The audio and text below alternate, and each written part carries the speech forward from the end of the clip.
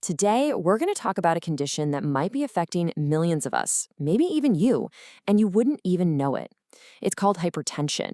You probably know it as high blood pressure, and really understanding what it is, well, it could literally save your life. It's often called the silent killer, and that's not just for dramatic effect. There's a really good reason. You can have hypertension for years without a single symptom, all while it's quietly causing damage to your heart, your brain, your kidneys, you name it. That silence is exactly what makes it so sneaky, and it's why getting regular checks is just not optional. So, to make this all feel a bit more real, let's picture a guy we'll call Mark. He's 45, he feels totally fine, maybe works out a little. But at a routine physical, his doctor's just kind of looking at the numbers and raises an eyebrow. His blood pressure is high. And Mark is completely floored because, well, he feels great. His story is incredibly common, and it's the perfect jumping off point for our whole discussion. Okay, so here's our game plan for today. First, we'll nail down what this silent problem actually is. Then, we'll look at how your body is supposed to work. After that, we'll dive into what goes wrong when that pressure starts to build up. And finally, we'll talk about how doctors confirm the damage and, most importantly, how we can get things back in balance. All right, let's get right into it. Section 1, the silent problem. So, what on earth is hypertension, really? When you boil it all down, hypertension is just what it sounds like: blood pressure that is consistently or chronically too high. You always hear those two numbers, right? Systolic and diastolic. Well, systolic, that's the top number, is the pressure in your arteries when your heart is actively pumping. And diastolic, the bottom number, is the pressure when your heart is resting between beats. We call it hypertension when either one or both of those numbers stays too high over time. And as you can see from this chart, the categories are pretty clear. Normal is the goal, obviously. Elevated is kind of like a yellow flag, a little warning sign to start paying attention. Then you've got stages 1 and 2, which are an official diagnosis. But that last one, hypertensive crisis, that's a 5-alarm fire. That is a full-blown medical emergency. So what puts someone in the danger zone? Well, some things, like your age or your family history, are just out of your control. But a whole lot of other factors are tied to lifestyle.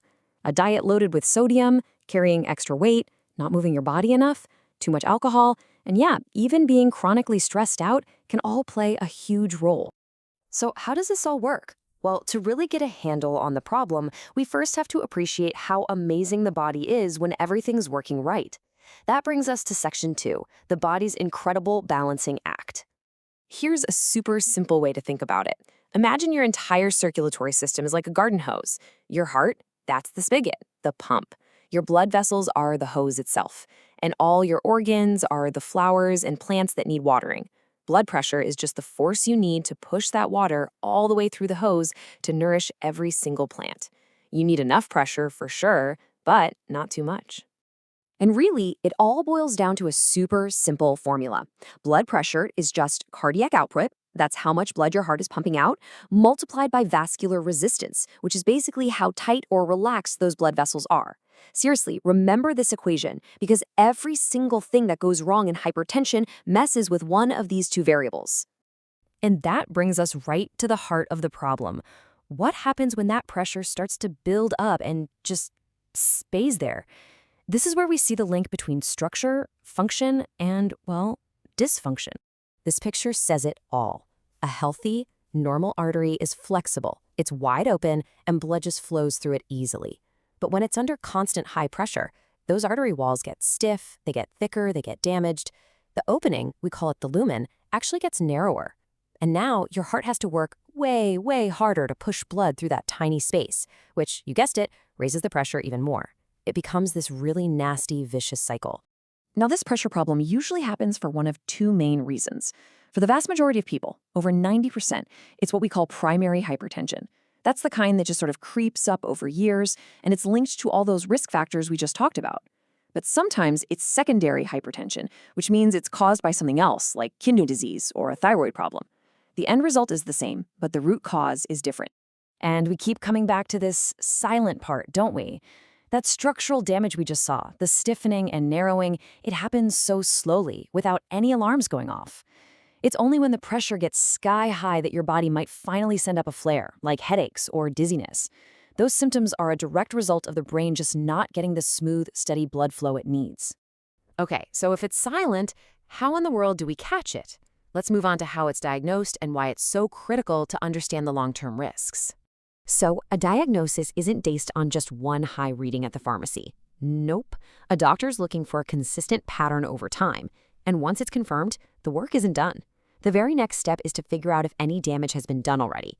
They'll use tools like an ECG to check the heart's electrical system or run blood work to see how well the kidneys, the body's master filters, are doing their job. And this is why we care so much about catching it. Uncontrolled high blood pressure is no joke.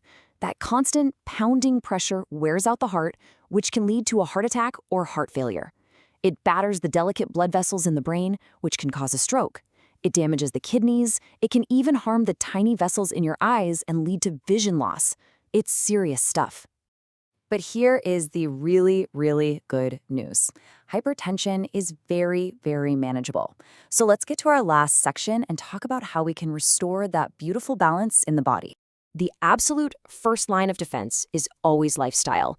Cutting back on salt, eating a balanced diet full of fruits and veggies, moving your body regularly, getting to a healthy weight, and quitting smoking, these things can have a massive impact.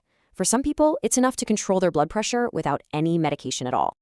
But when lifestyle changes aren't quite enough, medication is a fantastic tool. A really common starting point is a diuretic. You can think of these as volume reducers. They basically help your kidneys flush out extra sodium and water from your body. Remember our garden hose analogy? This is like turning down the spigot. Less volume in the system means less pressure. It directly attacks the cardiac output side of our pressure equation. Another way to tackle it is to go after the vessels themselves with what you could call vessel relaxers. This group includes drugs like ACE inhibitors and ARBs. Their job is to block the chemical signals that are telling your arteries to squeeze tight. By blocking that message, the vessels can relax and widen.